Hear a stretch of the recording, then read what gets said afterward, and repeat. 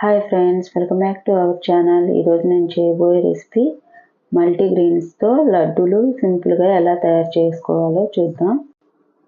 కావలసిన పప్పులండి, మినుములు 1 కప్పు తీసుకున్నాను. ఇవి లైట్గా ఫ్రై చేసుకొని పక్కన పెట్టుకున్నాను. అలాగే వేరుశనగ పప్పులు 2 కప్పుల వరకు, నువ్వులు చాలా మంచిదండి. ఇవి కూడా మంచి వాసన వచ్చేంత వరకు, బ్రౌన్ షేడ్ వచ్చేంత వరకు ఫ్రై చేసుకోవాలి. అలాగే కొన్ని జొన్నలు ఆప్షనల్ అండి, ఎందుకంటే మనం లడ్డు చేసినప్పుడు అవి మనకి పంటికి కరుచుకోకుండా ఉంటుంది. అందుకని నేను జొన్నలు వేసాను. దానికి బదులు బియ్యం కూడా యాడ్ చేసుకోవచ్చు. అలాగే కొంచెం బాదం పప్పు, కొన్ని జీడిపప్పులు నెయ్యిలో వేసుకొని వేపుకోవాలి. అలాగే 1 కప్పు వరకు రాగులు కూడా అండి, ఇవి మాడిపోకుండా లైట్ బ్రౌన్ కలర్ వచ్చేంత వరకు ఫ్రై చేసుకోవాలి. గోధుమలు ఉంటే గోధుమలు, లేదంటే నా దగ్గర గోధుమలు లేవు, అందుకని నేను గోధుమ పిండి కొంచెం లైట్గా నెయ్యి వేసుకుని దాంట్లో ఫ్రై చేసుకున్నాను. ఇవి మొత్తాన్ని ఇలా ఫ్రై చేసుకోవాలండి. వేరుశనగపప్పు, జొన్నలు, నువ్వులు, జీడిపప్పు, బాదం పప్పు, రాగులు, అలాగే మినప్పప్పు, ఇవి మొత్తాన్ని ఫ్రై చేసుకొని పక్కన పెట్టుకున్న తర్వాత, అవి చల్లారిన తర్వాత 1 బై 1 ఇలా మిక్సీకి వేసుకొని పిండిలాగా తయారు చేసుకోవాలి.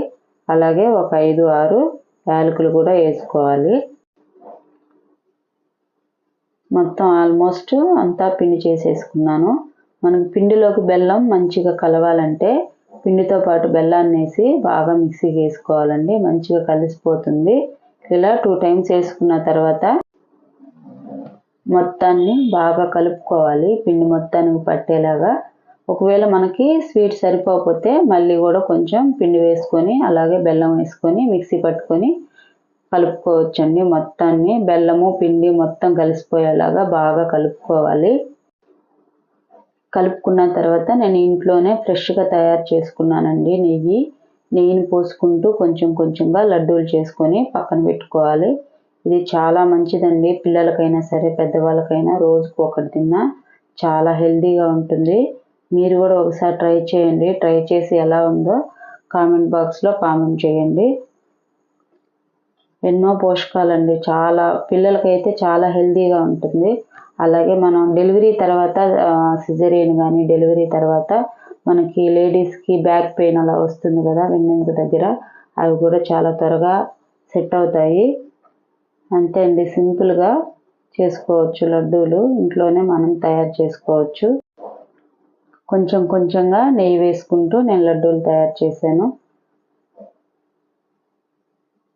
అంతే అండి, చాలా సింపుల్ అండ్ టేస్టీ హెల్తీ లడ్డూలు రెడీ అయిపోయినాయి. మీకు కానీ మా వీడియోస్ కానీ నచ్చినట్లయితే లైక్ చేసి, షేర్ చేసి, సబ్స్క్రైబ్ చేయండి. ఎలా ఉన్నాయో ట్రై చేసి కామెంట్ చేయండి.